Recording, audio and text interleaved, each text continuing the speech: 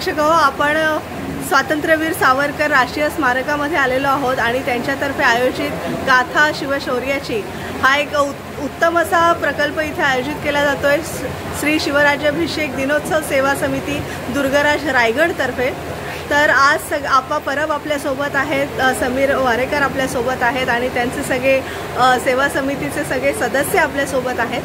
तर आपणपासून मी सुरुवात करते। इतिहास संशोधन आतापर्यंत तुम्ही करत आला आहात, तर त्याविषयी आतापर्यंत तुम्ही इतिहास संशोधन करत आलेला आहात, तर तुमचा अनुभव कसा आहे? आणि शालेय जीवनातला जो इतिहास आहे तो मार्क मिळवण्यापुरता आहे। बाहेर ज्या कथा कादंबऱ्या वगैरे आहेत तो मनोरंजक आहे, परंतु ज्या वेळेला आपण इतिहासाबरोबर भूगोलाचा अभ्यास करतो आणि भूगोलाबरोबर विज्ञानाचा अभ्यास करतो, त्यावेळेला महाराष्ट्रातल्या ज्या ऐतिहासिक घटना आहेत त्याचा संपूर्णतः इतिहास आपल्याला समजतो। मग ती कोदीव लेणी असो, गड किल्ले असो, घाट असो, बंदरं असो, मंदिरं असो, तर त्याच्यावरून आपल्याला महाराष्ट्राचा इतिहास किती प्राचीन आहे आणि किती राजघराणी या ठिकाणी झाली त्या सगळ्याची आपल्याला माहिती मिळते। हे सूक्ष्म रीतीने कळण्यासाठी आज समाजाची जरूर आहे, कारण महाराष्ट्रामध्ये जे काही आहे ते विपुल प्रमाणात आहे आणि ते गोळा करताना एका दुसऱ्याचं ते काम नाही।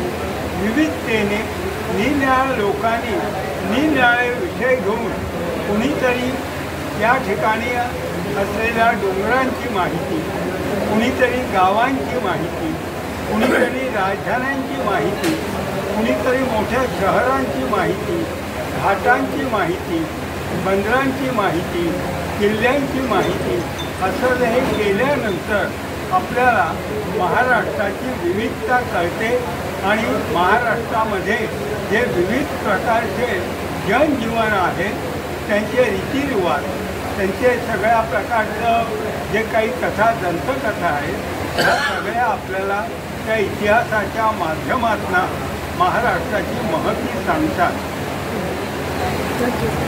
सावरकरांनीच म्हटले, देहाकडून देवाकडे जाताना मध्ये देश लागतो आणि देशासाठी ग्रंथसंपदा महत्त्वाची आहे जी तुम्ही निर्माण केलेली आहे। तुमच्या ग्रंथसंपदेविषयी विशेष करून सांगा ना, कशा वैविध्यतेने प्रत्येक गडावर तुम्ही पुस्तक लिहिलेलं आहे। वयाच्या 10व्या वर्षी मी ज्या वेळेला गड पाहायला सुरुवात केली त्यावेळेला त्या गडाचं नाव, तो कुणी बांधला असेल, तो किती वेळ लढला, त्यावर झालेल्या लढाया, त्यावर झालेली राज्य, त्याच्यावर झालेले अभिषेक, ही घराणी, याचं संशोधन करीत राहिलो। आणि मगाशी सांगितल्याप्रमाणे ज्या वेळेला तिथले अवशेष त्यांचा सूक्ष्म अभ्यास केल्यानंतर मग त्या गुहा असो, ती मंदिरं असो, त्या ठिकाणच्या वाटा असो, त्या ठिकाणचे पाण्याचे तलाव असो, याचा सूक्ष्म अभ्यास केल्यानंतर आपल्याला महाराष्ट्रातल्या विविध राजघराण्यांविषयी आणि त्याच्या इतिहासाविषयी आपल्याला माहिती कळत जाते। जे काही संकलन केलं आहे ते महाराजांची रणक्षेत्र, महाराजांचे किल्ले ते कोणी बांधले असतील, त्याच्यावरच्या गुहा कधी खोदल्या गेल्या, त्याच्यावरचे बुरुज कोणी बांधले, ते वास्तुशास्त्र, ते जलशास्त्र, याप्रमाणे मी अभ्यास करतो।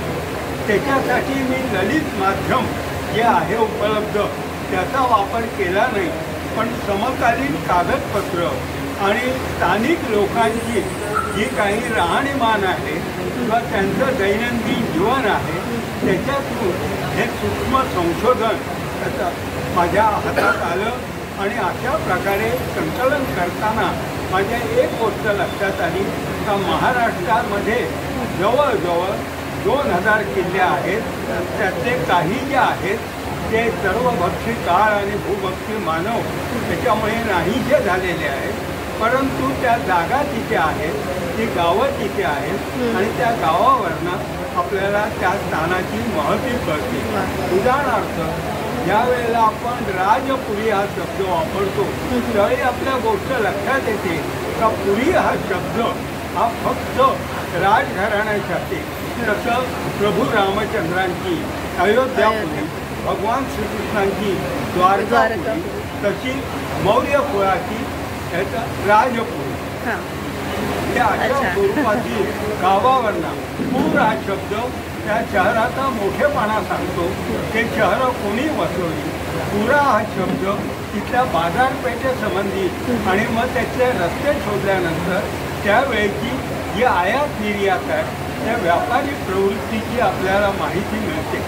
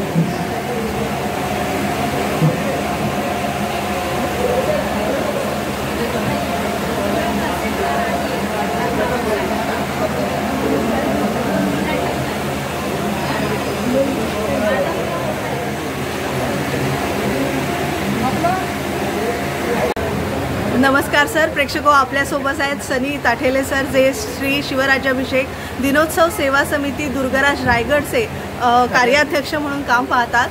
तर नेमकं या समितीतर्फे तुमच्या समितीचं काय कार्य आहे त्याविषयी थोडं जाणून घ्यायचं आहे. समितीच्या स्थापनेपासून थोडंसं सांगा. रंजनजीने सांगितल्याप्रमाणे 1995 सालापासून श्री शिवराज्याभिषेक दिनोत्सव सेवा समिती दुर्गराज रायगड ही सन्मान रायगडावरचे राज्याभिषेक साजरा करते. 29 वर्षापूर्वी जो 1995ला काही मोजक्याच 10-15 मावळ्यांनी, त्यामध्ये समीर वाडेकर होते, राजू देसाई होते, ही मंडळी तेव्हापासून आहे. आणि त्या मोजक्या मावळ्यांनी ठरवलं की आपण छत्रपती शिवाजी महाराजांचा राज्याभिषेक साजरा केला पाहिजे. जो शालिवाहन शके 1596 ते शुद्ध त्रयोदशीला 351 वर्षापूर्वी रायगडावरती साजरा झाला होता. तर जो काही हा निवडक 10-15 मावळ्यांनी जो का राज्याभिषेक सुरू केला तो असा उच्च वाढत गेला आणि आता जवळजवळ 70-80 लाख भर लोकांपर्यंत लोक गडावरती त्या दिवशी हा सोहळा पाहण्यासाठी, अनुभवण्यासाठी आणि साजरा करण्यासाठी गडावरती येतात. तर गेली 29-30 वर्ष ही समिती हा राज्याभिषेक सोहळा साजरा करत आहे. त्याचबरोबर छत्रपती शिवाजी महाराजांच्या कार्याचा प्रसार व्हावा यासाठी वेगवेगळे उपक्रम समितीच्या माध्यमातून होत असतात. त्यातलाच हा एक भाग आहे की आम्ही आज हे प्रदर्शन इकडे करत आहोत. त्याचबरोबर आम्ही दिवाळीला शिवचैतन्य सोहळा म्हणून एक उपक्रम हाती घेतला, जो आम्ही गेली 17-18 वर्ष रायगडावरती करत आहोत. त्यामागची संकल्पना अशी आहे की आपण दिवाळीला आपल्या प्रत्येक घरामध्ये आपण घर सजवतो, घरामध्ये रोषणाई करतो, पण दुर्दैव असं आहे की गडांवरती कुठल्याही प्रकारची रोषणाई होत नाही. तर ज्या छत्रपती शिवाजी महाराजांमुळे आज आपण आपली दिवाळी साजरी करू किंवा सगळे सण साजरे करू शकत आहोत, तर तो किल्ला किंवा ती वास्तू अंधारात कशी ठेवायची. म्हणून ज्येष्ठ शुद्ध द्वादशी, ज्या दिवशी आपण पहिला वसुबारस, ज्या दिवसापासून आपण दिवाळीला सुरुवात करतो, त्या दिवशी आमचे सगळे मावळे गडावरती जाऊन पहिला दिवा गडावरती लावल्यानंतर आपल्या घरची दिवाळी साजरा करतात. त्याचबरोबर ही बरीचशी गाण्यांची प्रदर्शनं आहेत, किल्ल्यांच्या बऱ्याचशा फोटोंची प्रदर्शन आहेत आपल्याकडे, जी आम्ही विविध शाळांना विनामूल्य देतो. काही संस्थांना जर हे काय एक्झिबिशन करायचं असेल तर तशी करतो. मध्ये आम्ही बरेचदा लोकांमध्ये किल्ल्यांबद्दल प्रेम वाढवावं, त्याच्यामध्ये त्याच्याबद्दल एक अभ्यास पूर्णस्थिती निर्माण व्हावी यासाठी किल्ल्यांच्या छायाचित्रांची आम्ही कॉम्पिटिशन बनवतो, स्पर्धा बनवल्या होत्या. त्यातली बरेचसे तुम्ही यातली जी काही फोटो आता ह्या इथे नाहीत, पण आमच्या समितीकडे असे बरेचसे फोटो जमा झालेले आहेत, त्यातनं जे आम्ही प्रदर्शन बनवतो. तर छत्रपती शिवाजी महाराजांचा राज्याभिषेकाचा व्यतिरिक्त ज्या काही गोष्टीतनं छत्रपतींच्या कार्याचा प्रचार आणि प्रसार करता येईल ती सगळी कार्य आम्ही करण्याचा संधीच्या माध्यमातून प्रयत्न करतो. त्यात महत्त्वाचं म्हणजे दुर्ग संवर्धन ही काळाची गरज आहे, तर त्याविषयी तुमच्या समितीतर्फे काही करतायत? दुर्ग संवर्धन करणाऱ्या बऱ्याचशा संस्था या समिती संलग्न आहेत. त्यांना लागणारे जे काही कशा प्रकारे संवर्धन झालं पाहिजे त्यासाठी एक्सपर्ट जे काही SI जे हायड्रोलॉजिकल सर्व्हे ऑफ इंडिया आहे किंवा शासनाच्या ज्या काही समित्या आहेत त्यातनं कशा चांगल्या प्रकारे, कारण बऱ्याचदा उत्साहित ह्याच्यामध्ये होतं की लोक संवर्धनाच्या नावाखाली गडावर जातात, पण ते कशा प्रकारे गेलं पाहिजे, त्याचं बांधकाम कसं झालं पाहिजे, संवर्धन कसं झालं पाहिजे, साफसफाई कशा प्रकारे झाली पाहिजे, जे काही निकष आहेत तर ते निकष किंवा त्या ज्या काही प्रोटोकॉल्स सरकारने दिलेले आहेत ते आम्ही आमच्या ज्या संलग्न संस्था आहेत जी कार्य करतात त्यांच्यापर्यंत आम्ही पोचवतो, जेणेकरून जे काही संवर्धनाचं काम गडावरती होणार आहे ते शास्त्रीयरित्या व्हावं. आणि बरेचसे तरुण हल्ली दुर्गप्रेमी झालेले आहेत आणि बरेच म्हणजे शनिवार रविवार सुट्ट्या मिळाल्या, इव्हन IT क्षेत्रातले सुद्धा तरुण दुर्गांकडे येण्यास उत्सुक असतात. तर तरुण पिढीला तुम्ही काय संदेश द्या की जास्तीत जास्त त्यांनी दुर्गांचा अभ्यास केला पाहिजे, इतिहास संशोधनकारांचा अभ्यास केला पाहिजे त्याविषयी? ही एक बरीचशी चांगली गोष्ट घडलेली आहे की बऱ्याचशा संस्था त्याच्यामध्ये आमच्या समितीचा समावेश होतो की राज्याभिषेक झाल्यापासून असं म्हटलं की 15 लोकांपासून सुरू झालेली जी काही जो एक उत्सव आहे तो जवळजवळ लाखभर लोकांपर्यंत पोहोचलेला आहे. त्यामुळे लोकांमध्ये प्रचार आणि प्रसार झालेलाच आहे. मग लोक आता उत्सुक झालेले आहेत की बाबा हे काय आहेत महाराजांचे किल्ले. तर ह्या किल्ल्यांवरती बरीचशी जी मुलं आहेत ती पूर्वी फक्त पर्यटक म्हणा किंवा एक मजा म्हणून जायची, पण आत्ता ही मुलं गडांवरती एक प्रेरणा स्तोत्र म्हणून जातात किंवा तिकडनं प्रेरणा घ्यायला जातात. हा बराचसा फरक आताच्या ह्या पिढीमध्ये झालेला आहे. तर ह्या सगळ्या ज्या आम्ही गोष्टी करतो जेव्हा आम्ही म्हणतो की आम्ही छत्रपतीच्या कार्याचा प्रचार आणि प्रसार करण्याचा प्रयत्न करतो, हे सगळं त्यातच फलित आहे की आधी जी काही मुलं जी आपण नवीन जनरेशनची मुलं म्हणतोय, मिलेनियल्स म्हणतोय, जी गडावर जाऊन अभ्यास करतायत, संवर्धनाचं काम करतात, किल्ले साफसफाईचं काम करतात, त्याच्यावरती रिसर्च करतात, हे सगळं आणायचे होत आहे. आणि यातली जी काही संख्या आहे मुलांची फक्त पर्यटन किंवा फक्त पिकनिक किंवा फक्त ट्रेक न करता त्याचा अभ्यास करण्यासाठी जो काही कल आहे त्या मुलांचा तो वाढत जातो. खूप खूप आभार, धन्यवाद. हे प्रदर्शन घडवण्यामागे नेमका उद्देश काय आहे आणि या सगळ्या प्रदर्शनाची संकल्पना काय आहे ते आपल्याला रंजन गावडे सर सांगतायत. नमस्कार, जय शिवराय. माझं नाव रंजन गावडे. श्री शिवराज्याभिषेक दिनोत्सव सेवा समिती दुर्गराज रायगड या संस्थेचा आम्ही संपर्क प्रमुख आहे. गेले रायगडावर 29 वर्ष राज्याभिषेक होतो. राज्याभिषेक करता करताच महाराजांच्या प्रेमापोटी मी शिवराईचं संकलन करायला सुरुवात केली. शिवराई कलेक्ट करता करता की त्याचं प्रमाण एवढं कमी असल्यामुळे म्हटलं आपण जास्त नाणी जमवावी या उद्देशाने 1999 साली अटल बिहारी वाजपेयी यांच्या असे उद्घाटन झालेलं 2 रुपयाचं नाणं आहे. ते नाणं भारतामध्ये 4 मिनिटमध्ये बनतं. त्या 4 मिनिटची नाण्यांची मी कलेक्शन सुरुवात केली. 5 नाण्यापासून सुरुवात केली होती, त्या आज मी 23,000 नाण्यापर्यंत पोचले. आणि त्याचं काहीतरी कलेक्शन करता करता मी एक फिगर माझ्या मनात ठेवली की 22,222 ह्या नाणे आपल्याकडे त्या नाण्यामधून काहीतरी महाराजांची काहीतरी प्रतिमा तयार करावी. हा स्वातंत्र्यवीर सावरकरांचा आज जन्मदिवस आहे, त्यांचा वाढदिवस आहे. या वाढदिवसा दिवशी त्यांच्या वाढदिवसाच्या प्रेमाची भेट म्हणून मी एक संकल्पना केली आणि महाराजांची प्रतिमा साकारली. नाणी संग्रह करताना तुम्हाला काय अडचणी आल्या आणि कुठे कुठे फिरावं लागलं आणि कसे तो प्रोसेस कसा होता? अडचणी असं आहे की तुम्हाला कुठलाही संग्रह करायचं म्हणजे की महत्त्वाचं म्हणजे की तुम्हाला पैसे हे लागतात होते, पण पैशावर तुम्ही मार्केटमध्ये तुम्ही किती प्रमाणात किती कमी याच्यामध्ये खर्च करताय.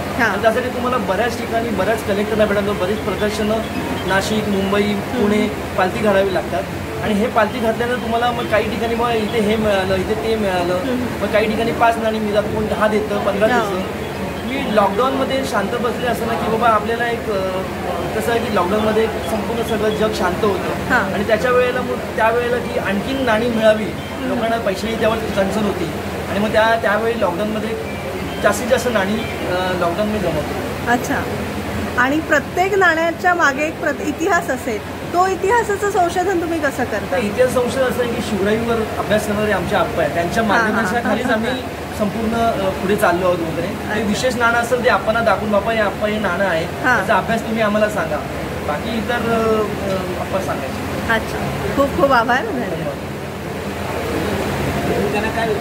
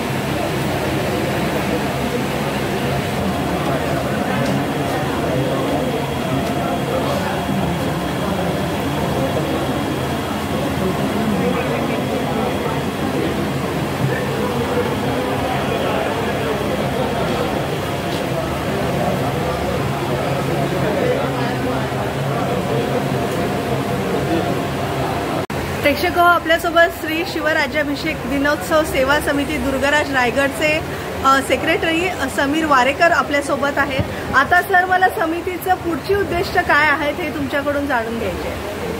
शिवराज्याभिषेक समितीच्या वतीने गेले आम्ही 28 वर्ष किल्ला रायगडावरती राज्याभिषेक साजरा करतो. परंतु फक्त सोहळा साजरा करणं हे उद्दिष्ट नसून छत्रपतींचे विचार यांचा प्रचार प्रसार समाज माध्यमांमध्ये व्हावा किंवा जी काही तरुण पिढी आहे किंवा जो वर्ग आहे, आपण ज्याला म्हणतो की तुम्ही जसं मला प्रश्न विचारला की जी तरुण मंडळी किंवा कंपनीचे IT सेक्रेटरी म्हणजे ITतलं जे पब्लिक गडावर जातं ते कुठलाही इतिहास अभ्यास न करता किंवा गडावर जाऊन जे काही दारू पिणं असेल किंवा असे काही प्रयत्न करतात, तर ह्यांना आपल्या गडाचं कधी महत्त्वच कळलेलं नाही. मुळात मुलांमध्ये किंवा शालेय मुलांमध्ये ही संकल्पना रुजवावी आणि शालेय विद्यार्थ्यांना कळावं की हे गड किल्ले आपले शक्तीस्थळं आहेत. त्यांच्याकडे पर्यटन स्थळ न पाहता तिकडची माती उचलून तुम्ही कपाळाला लावली पाहिजे आणि तिकडे आपल्या पिढ्यांनी रक्त सांडलं म्हणून आज आपण ह्या ठिकाणी वावरतोय किंवा आपण दाट मानेने जगू शकतो. तर आमच्या समितीचं पुढचं उद्दिष्ट असं आहे की आता ह्या प्रकारे जी आपण कॉईन जमवली आहेत किंवा जी नाणी आपल्याकडे आहेत शिवकाळातली, या सर्व नाण्यांचं एक प्रदर्शन करून या राज्याभिषेकापासून आपण या उपक्रमाला सुरुवात करणार आहोत आणि महाराष्ट्रातील आपण मुंबईतून सुरुवात करतो आणि प्रत्येक शाळांमध्ये ह्याचे सेट जाऊन तिकडच्या विद्यार्थ्यांना छत्रपती शिवाजी महाराजांचं जे अर्थशास्त्र होतं आणि शिवाजी महाराजांचं अर्थशास्त्र असेल किंवा त्यांची काय राजकारणाची जी काय पद्धती होती ती कधी आपल्या विद्यार्थ्यांपर्यंत पोहोचलीच नाही. तर ही आपल्याला त्या विद्यार्थ्यांपर्यंत पोहोचवण्यासाठी समितीच्या माध्यमातून आम्ही हा प्रकल्प 20 जूनपासून सुरू करतो एका राज्याभिषेकापासून. त्याचबरोबर समितीची स्थापना रायगड विकास प्राधिकरण याच्यावर झालेली आहे. ऐतिहासिक गड संवर्धन समिती ही महाराष्ट्र सरकारतर्फे स्थापन झाली आहे, त्याच्यावर ते समितीचे सदस्य आहेत. या दोन्ही संस्थांमधून आपण जिल्ह्यांचा विकास वगैरे करतो. मुळात ही जी ऐतिहासिक संवर्धन समिती स्थापन झाली आहे, छत्रपती शिवाजी महाराजांच्या वर कार्य करणाऱ्या अनेक संस्था आणि अनेक कार्य महाराष्ट्र सरकारतर्फे केलं जातं. परंतु त्यांच्याबरोबर लढणारे जे काही मावळे होते किंवा त्यांचे जे सैनिक होते यांच्यावरचा इतिहास अजून अप्रकाशित राहिला आहे. तर या माध्यमातून आपण महाराजांच्या संबंधित असणारी जी काय वंशज किंवा आपण त्यांना म्हणतो की त्यांची जी घराणी होती त्या घराण्यांचा इतिहास, त्यांच्याकडे असणारे जे डॉक्युमेंटेशन आहे हे आपण जगासमोर आणण्याचा प्रयत्न करतो आहे. आणि ही सगळी प्रदर्शनं यापुढे आपल्याला शाळांमध्ये असो किंवा कॉलेजेसमध्ये असो, आम्ही तुम्हालाही विनंती करतो की तुमच्या ओळखीमध्ये जर काही अशा संस्था असतील किंवा कॉलेजेस असतील तर त्या ठिकाणी ही प्रदर्शनं लावण्याला समितीला सहकार्य करून आपण ती विनामूल्य त्या ठिकाणी आयोजित करू आणि आपला प्रचार प्रसार शिवकार्याचा प्रचार प्रसार हे आपलं कर्तव्य समजून तुम्ही सुद्धा यात सहभागी व्हावं अशी मी समितीच्या वतीने आपल्यास विनंती करतो. नक्कीच.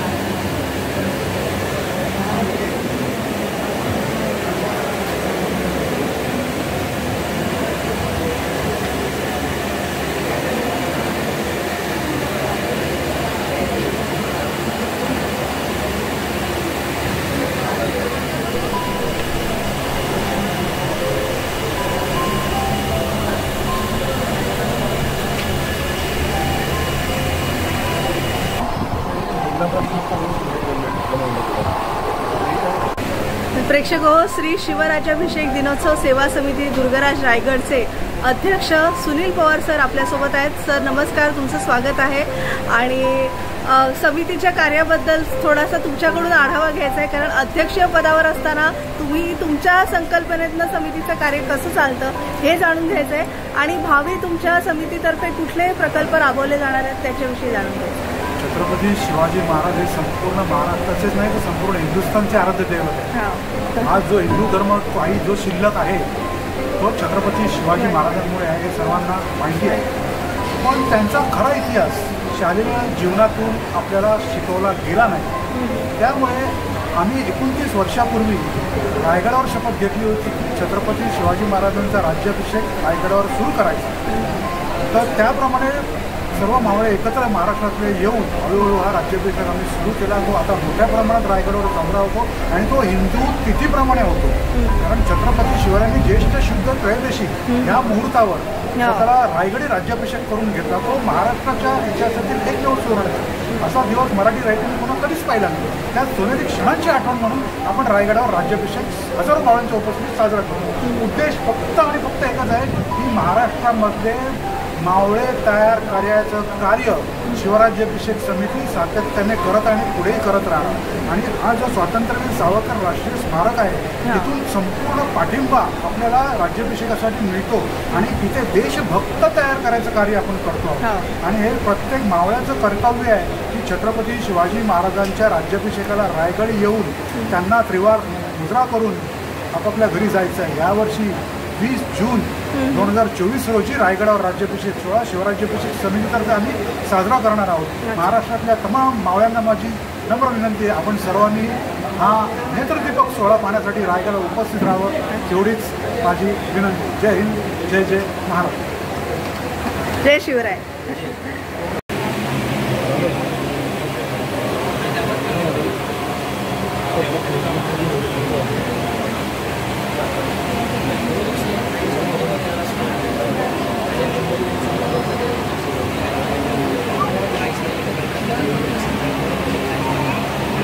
हे नाणी आहेत, नाणी शिवाजी महाराजांच्या टायमाच्या नाणी, देवाच्या नाणी आहेत त्या.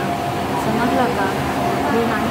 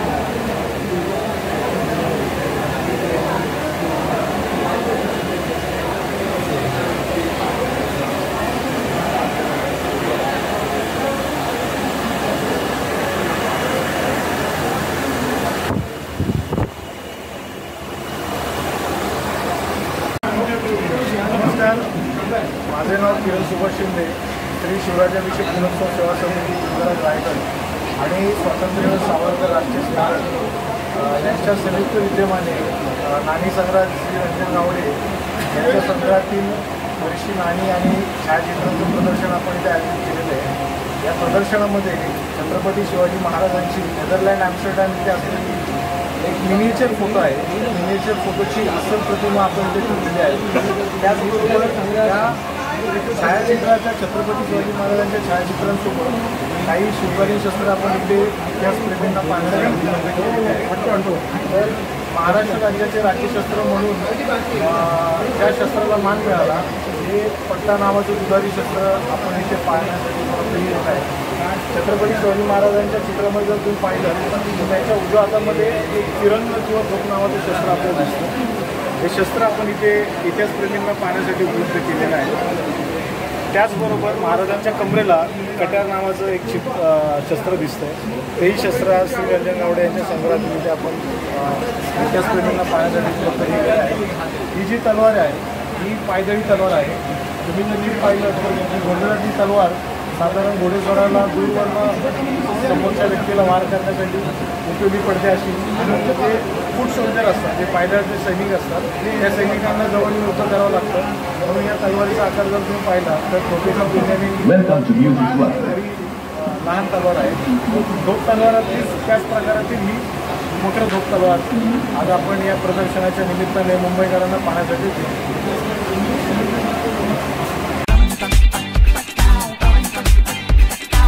Italia 98